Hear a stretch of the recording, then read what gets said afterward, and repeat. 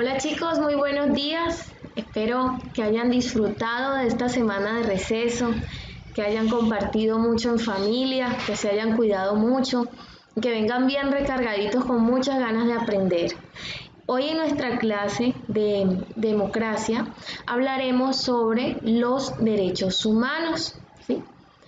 Que son todas esas facultades inherentes a todo ser humano por el simple hecho de ser humano, ¿sí? Sin ninguna distinción de raza, sexo, color de piel, pertenencia étnica. Y estos derechos parten del valor de todas las personas, ¿sí? De su dignidad. Y es muy importante que todos los países reconozcan estos derechos en sus normas, ¿sí? Y que las personas los conozcan y los hagan valer. Y esto lo vamos a comprender, la importancia de que los gobiernos, de que las personas respeten los derechos humanos, lo vamos a reconocer con la siguiente historia muy lamentable, la historia de Ana Frank.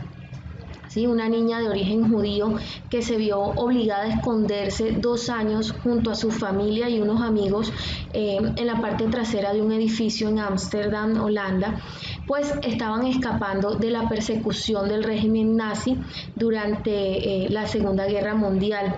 Entonces este grupo político gobernó Alemania y estableció unas leyes muy duras, inhumanas, que perseguían y discriminaban a judíos, a grupos humanos como gitanos, a opositores políticos, ¿sí? Y luego estas leyes van a permitir que muchas personas fueran enviadas a campos de concentración, ¿sí? Unos lugares donde obligaban a las personas a trabajar bajo unas condiciones crueles, ¿sí? Las trataban de manera despiadada, no respetaban sus derechos y pues la gran mayoría de las personas enviadas a estos lugares fueron asesinados o morían de hambre y enfermedades. Entonces conozcamos esta historia. Conocemos a Ana Frank por el diario que escribió en la Segunda Guerra Mundial. Durante más de 2 años, ella y su familia consiguieron esconderse con 4 otras personas en un edificio desocupado de Ámsterdam. Pero alguien los delató y los nazis los enviaron a campos de concentración. Ana murió en el campo de Bergen-Belsen, únicamente por ser judía. Llegó a cumplir tan solo 15 años. Cuando en 1933 Adolf Hitler llega al poder en Alemania, Ana tiene casi 4 años. A los seguidores del partido político de Hitler se les llama nazis. Culpan a los judíos de la mala situación económica del país. Aparte de los judíos, en la Alemania nazi tampoco están seguros los minusválidos, los homosexuales, los gitanos Roma y Sinti y las personas de tez oscura. Por eso, en 1933, los Frank se mudan de Alemania a Holanda, donde esperan estar a salvo. Ana se siente muy a gusto en Ámsterdam. Va al colegio y tiene un montón de amigas. Pero en 1940 el ejército alemán invade Holanda. En 5 días los alemanes conquistan y ocupan el país. Las mismas cosas que suceden en Alemania pasan a aplicarse en Holanda. La vida se hace cada vez más difícil, especialmente para los judíos. También en Holanda el régimen de ocupación adopta leyes especiales que marginan a los judíos. Las medidas antijudías se sucedieron rápidamente y se nos privó de muchas libertades. Los judíos deben llevar una estrella de David, deben entregar sus bicicletas, no les está permitido viajar en tranvía, no les está permitido viajar en coche. Así transcurrían nuestros días, que si esto no lo podíamos hacer, que si lo otro tampoco.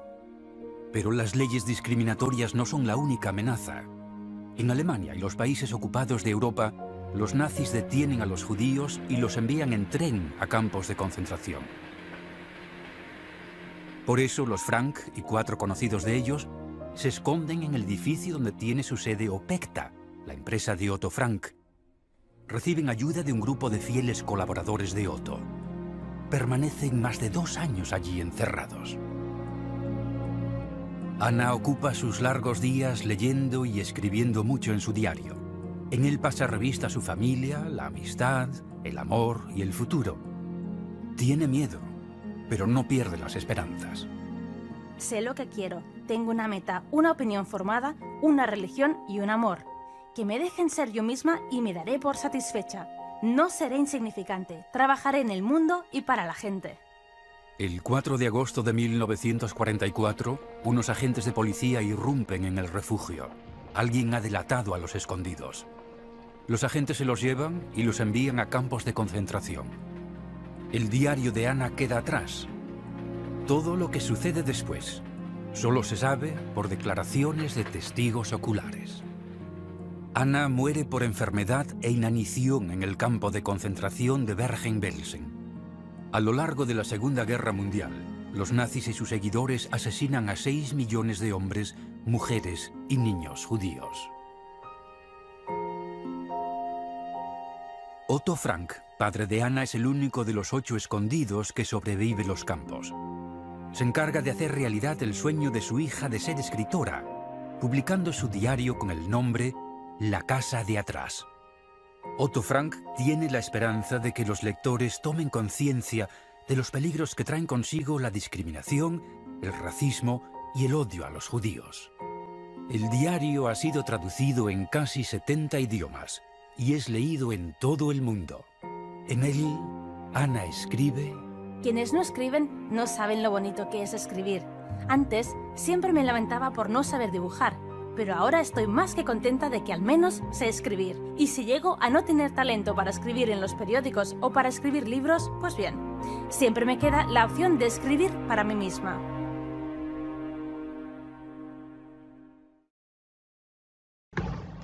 Bien, chicos, como vimos, lamentablemente durante la Segunda Guerra Mundial se cometieron graves delitos que iban en contra, que no respetaron la dignidad y el valor de muchas personas, ¿sí? que estuvieron en contra del respeto al valor natural que tiene todo ser humano por simplemente ser un humano.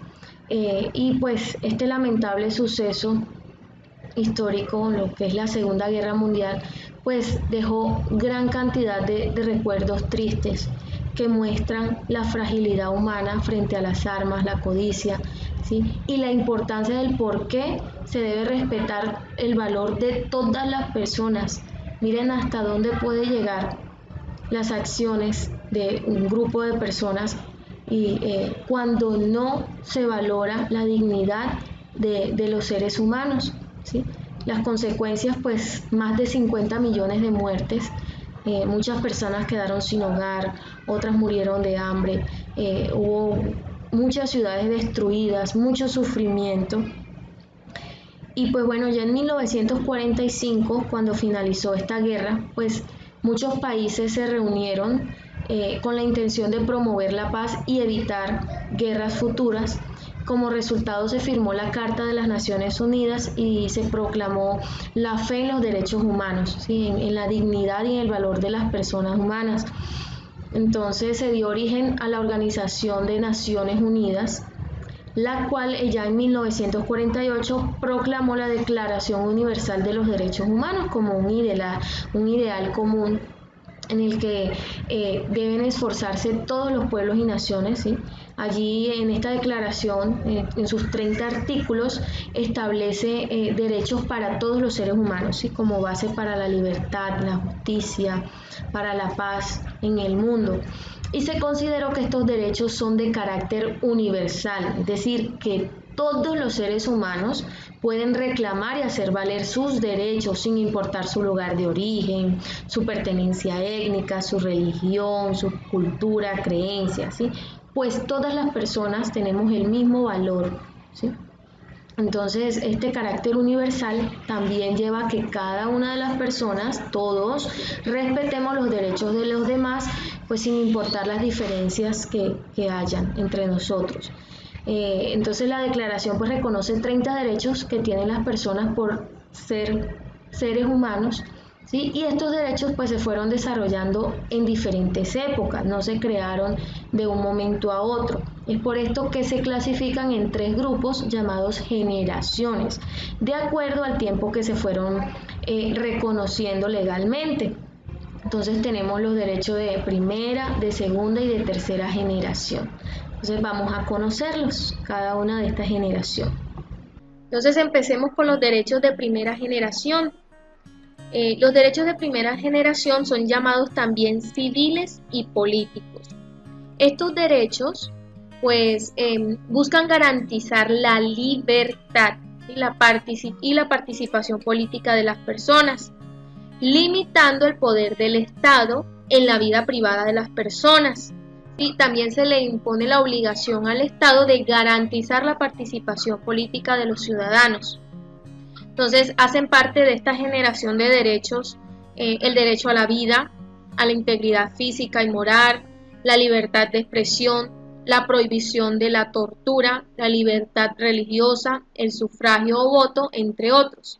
Y estos derechos de primera generación, por eso se llaman así, fueron los primeros en ser reconocidos legalmente, esto a finales del siglo XVIII, con movimientos como la Ilustración, la independencia de Estados Unidos en 1776, y fueron consagrados en su constitución, con la Revolución Francesa en 1789, con la Declaración de los Derechos del Hombre y del Ciudadano, y posteriormente pues van a ser reconocidos a nivel global por la Declaración Universal de los Derechos Humanos de 1948, de la que hablaremos más adelante. Por su parte, los derechos de segunda generación o derechos económicos, sociales y culturales son los derechos que buscan garantizar la igualdad, ofreciendo a todas las personas unas mismas oportunidades para que se puedan desarrollar en una vida digna. Entonces se les brinda acceso a bienes, servicios y oportunidades económicas y sociales fundamentales.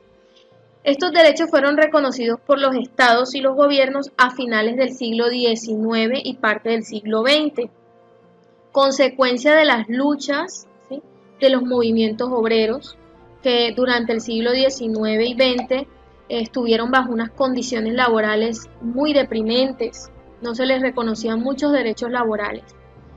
Entonces, entre estos derechos están el derecho a una adecuada calidad de vida, el derecho al trabajo, a pertenecer a un sindicato, al derecho a la salud, a la educación, a una vivienda digna, a la seguridad social, a las prestaciones por desempleo.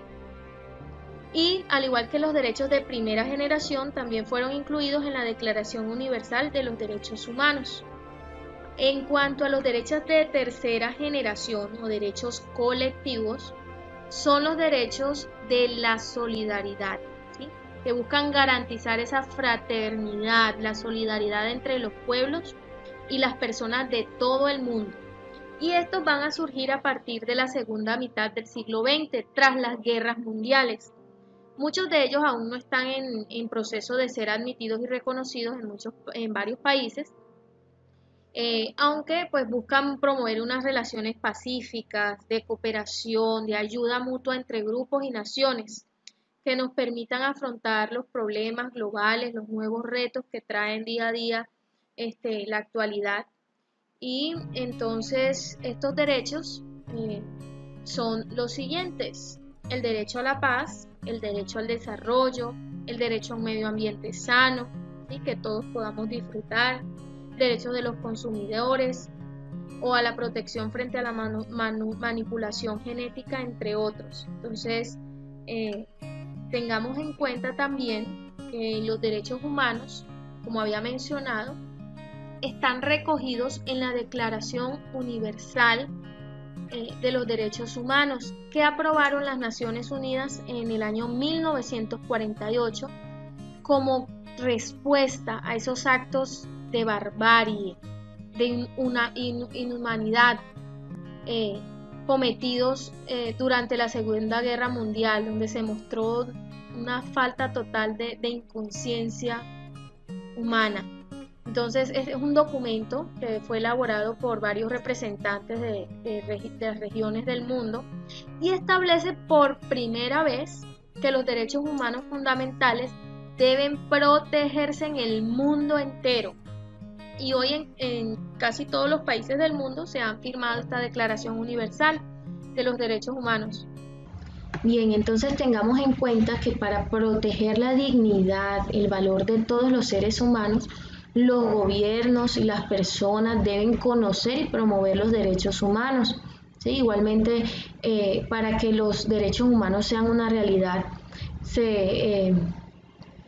existen diversas leyes, pactos, ¿sí? Y organizaciones que actúan en todo el mundo, y pues así se promueven los derechos y se exige el cumplimiento. Entonces tenemos organizaciones como el Consejo de Derechos Humanos de las Naciones Unidas, la Corte Interamericana de Derechos Humanos, ¿sí? Que trabajan, son instituciones que trabajan a nivel internacional para sancionar a los estados que incumplen su labor de defensa y promoción de los derechos humanos.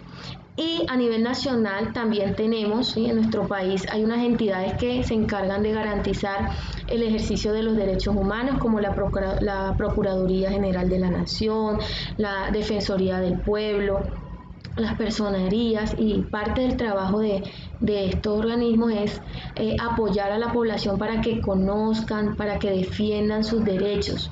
¿Sí? Y también velar para que los funcionarios públicos cumplan con sus tareas. Ahora igualmente yo los invito a que ustedes conozcan estos derechos, que los promuevan. No piensen que por ser niños no pueden defender ni trabajar en pro de los derechos humanos, que de pronto creen que deben esperar a crecer para hacerlo.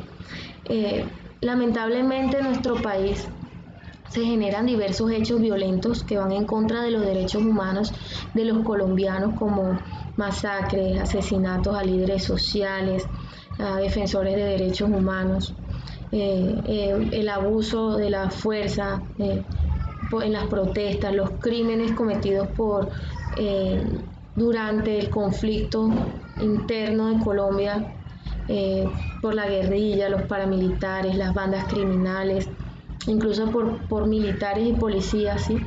Por la falta de presencia del Estado en el campo, en las zonas rurales, los homicidios a indígenas, a líderes sociales, entre otros muchos lamentables sucesos que ocurren en nuestro país, pues se impide el disfrute de estos derechos. Entonces tengamos en cuenta que no podemos quedarnos callados, tenemos que ser unos ciudadanos activos, participativos, ¿sí?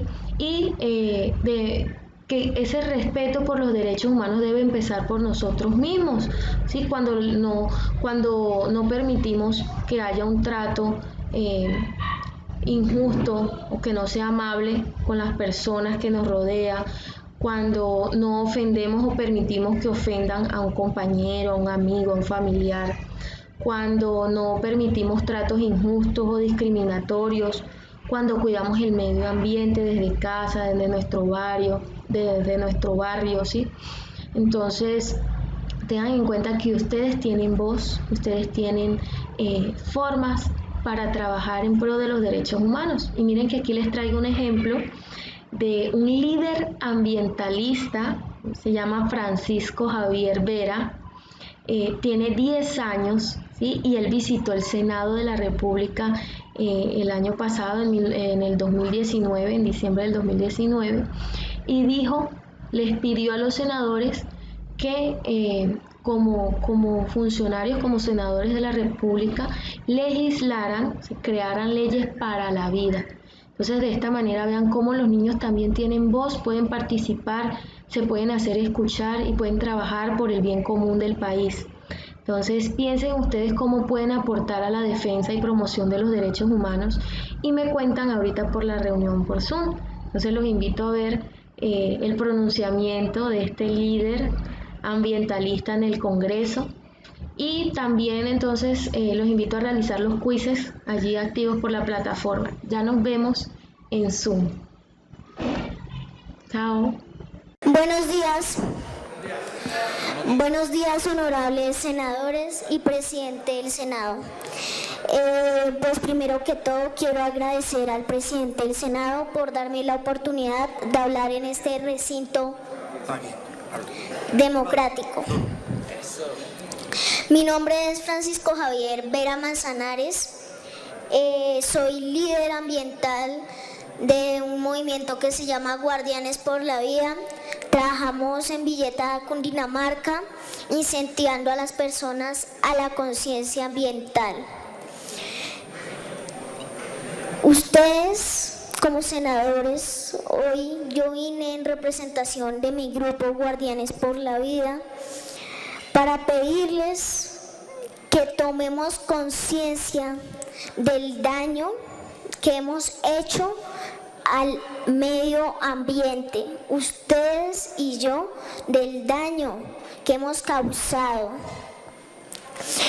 Les pido que como senadores de la República sean gobiernos y senadores que legislen para la vida.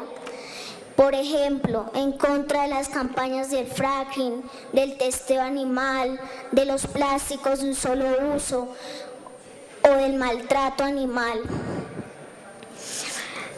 Estamos nosotros, que me parece injusto, como niños luchando por nuestro planeta, porque es nuestro turno y es nuestra generación. Debemos cuidar y amar al medio ambiente. Siendo gobiernos que legislan para la vida, debemos luchar por un planeta sostenible.